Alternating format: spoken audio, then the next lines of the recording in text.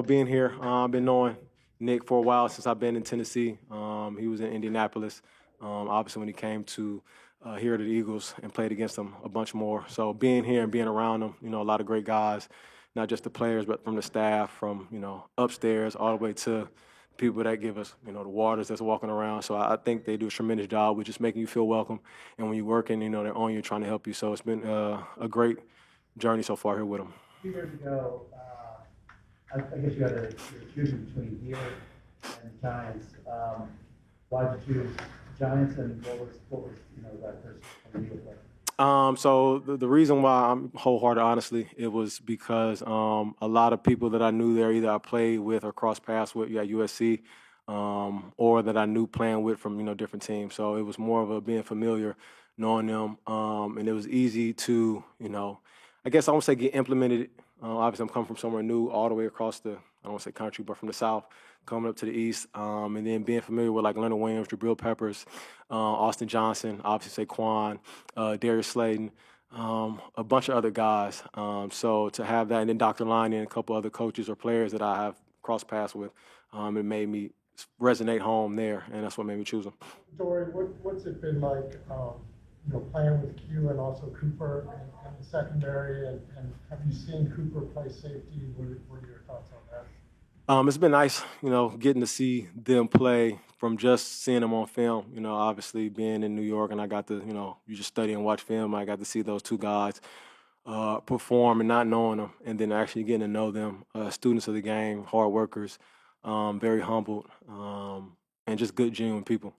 So besides being good football players, knowing them as people first, I think it's been very cool. So, yeah, I've been excited and watching them, competing with them, and then learning from them as well because they've been here and they're helping me out doing things that they're used to. So it's cool to be able to still learn, compete, and then just have fun with those guys. Seems like you're in a competition for a starting job here. How was that communicated to you? I feel like I'm always in competition regardless if I was starting or if I wasn't starting. It's always a competition. Somebody's always trying to take his spot regardless, even if it wasn't considered like, fighting for a position. The guy that's behind me still trying to take my spot regardless. So if they are doing a good job and I'm not performing, it doesn't do me no justice. So at the end of the day, I'm always competing and working like it's a competition and somebody's trying to take my spot. You've been around a while. And played. Rock, paper, scissors. I'm fine. Looks like you got a rep today against Saquon downfield covering him, and you were trotting back, talking back and forth. Can you share with us what you guys were saying? It wasn't trash talk? No, not trash talk. It was just about the route concept and what was going on. So I was talking to him about why I was carrying him, and like I had a safety help, so I'm looking at it and I'm watching the whole play, and I was going to drop him, but I didn't really know where my safety was. I just heard him talking to me. But before I dropped, I wanted to make sure the quarterback got the ball out of his hand. Obviously, it's Saquon Barkley. So let's say I did drop him.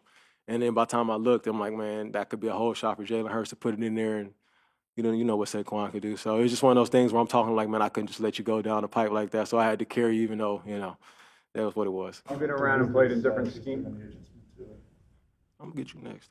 How different is this system and the adjustment to? It's different because different terminology. I would say that the terminology that's used. But the thing helpful with that is, playing ball for so long. I played offense in college. I played a little bit in Tennessee. So being able to retain certain verbiage, just certain knowledge, and then what's important to you, you make sure you get it done. So whatever the work is that they had me do, it's a lot different. The running, the drills, and everything. Just out there competing and trying to have fun. Because I see these guys, and I always tell them all the time, they think I'm joking. I'm like, man, I see why you guys win and see how hard you work. So at the end of the day, whatever y'all doing, I'm gonna do. Wrong, right, or indifferent, because that's what y'all do, and y'all getting the job done. So I think that's the different aspect of it. Usually knowing what you're getting yourself into. This time, not knowing what it is, but it's been pleasurable because I have my mind focused on just fitting in with the team. So far, you're blessed without. He done robbed you. No, you good. So far, what has stood out to you about Vic Fangio, and is there anything he's taught you that's different than you learned in your past experience? I'm sorry, I didn't hear what name you said. Vic Fangio. Oh, Vic is he's one of those coaches that he just respects hard work. You know what I mean? He might not say much to you, but every now and then it kind of reminds me how my pops is. My pops, I don't want to say he never wants to give anybody credit, but it's that aspect where it's like, all right, you're doing what you're supposed to do. in a sense. And then when you do something, you might not think it was something that, it was significant. He might give you a compliment on that. It's like, oh, okay, so he noticed you. So it's just always about working hard. So I think that's the difference between Vic. A lot of other coaches are, I would say, very vocal, as he is, but it's different. Like, you understand, like, if he's saying something to you, it's either to correct it or he's not going to give you a compliment just to give you one. Like, you really got to keep working, stacking days to earn that. So I appreciate that type of coaching style because he got the right coaches around him. So if he says something, you can talk to him, but then as the position coaches to be able to articulate it a little bit better for you so you can understand. So, they all go hand in hand, but, being around Vic it's been cool. You mentioned playing in a new system and with new terminology. How long is the process for a veteran like you to feel comfortable enough that there isn't any more, so quote unquote, learning?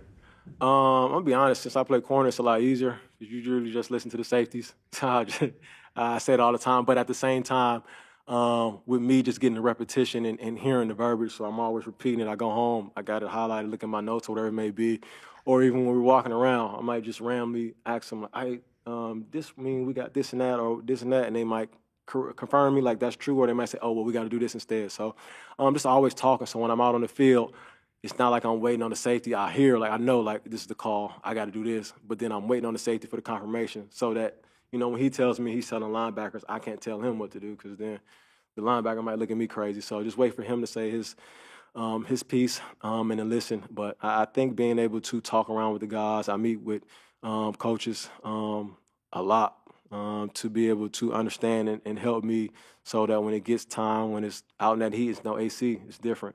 So when I'm out in the heat, it's no second guessing. It's just nature. It's early in the process, but how has it been? Have you gotten to feel how it's like to practice? You know what y'all should do? Like, next time when y'all do the interview, everybody put on boxing gloves and then y'all I'll mess with you. Go ahead. No, I'm fucking with you. Go ahead. AJ, Uh-huh. have you gotten to feel what it's like to sort of rep against him?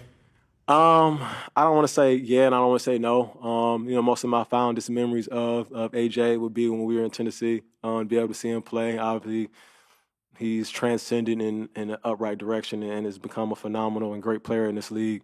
He does a lot of the small things well. We always talk about master the things that don't require a lot of work, and that's with the details, your technique, your fundamentals, and I think he does a great job at that. So just being able to, we talk here and there, we're on the sideline or whatever it may be. I might ask a question to other receivers and when they're all there helping. I was talking to Nias today about something he was doing in the route, and I asked him, like, yeah, why was you doing this? Because I'm trying to work on this. So being able just to talk back and forth, because those guys are great at what they do, and obviously they pick brains from each other, from AJ to Devonta to whoever it may be. So I'm picking everybody's brain, asking them questions. So I think it's been, great. On the other hand, from just competing, you actually get to learn from them, obviously. So I think that aspect of learning from the guys who tear it up for maybe 1,500 at any given moment is good to have. How's it different than that 23-year-old you saw 5 years ago? As in AJ? Yeah. How was he 5 years ago? His hair is longer. Still country, still the same guy that I know from Mississippi, man. I think, we talk about changing to, different animal, but the same beast. And I feel like that's just what he's been doing, just transcending himself to be who he is, but also keep working to get better, like I said, and working on the little things, the technique, the fundamental, and the details. What stands out most about Keely?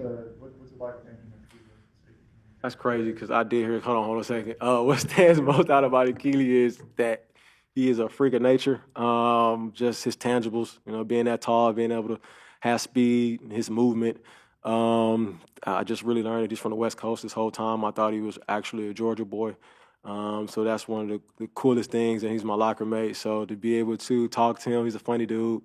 Good people. And that's one thing I'm going to say about everybody here. Like, coming in, I didn't know how I would be, accepted or how they would, gravitate towards me or how I would gravitate towards them. But to them, for me coming in, open arms, and them the same way, welcoming me, and making me feel at home. That's for everybody. I'm appreciative of that. Two more. Say it again. He's good. He came from Steve Sarkisian. That was my head coach back in the day, so I know he's on about communication, the offensive guy. It's a lot of things that they probably do over there that we did at SC for motion and this, that, and the third. And and having different calls from check to this, check to that, and him being a safety, you have to communicate high, and he's been communicating, and we communicate a lot, and so it's funny because sometimes we go out there, and I'm so used to playing a certain way, and him talking, like, not the whole time, but him trying to talk to me, and I'm just like, giving him a hand signal, this and that, but him not hearing is probably different for him, but, we get on the same page, so I do appreciate how he communicates, a lot to make sure he's on the same page. Last question. You're very expressive on the field. What keeps it fun for you when you're not? I just think about, times where I was when I wish I was here, So when I was a kid, I wanted to, be in the league, whatever it may be. And now I'm here, and regardless of what may be going on in my life that's, negative, that I might not feel my best. Then I just remember about times when I wish I was here, or I wish I had all the things that I have now, and the Lord has been so good to me. So I always try to keep it on the bright side because things could be a lot worse.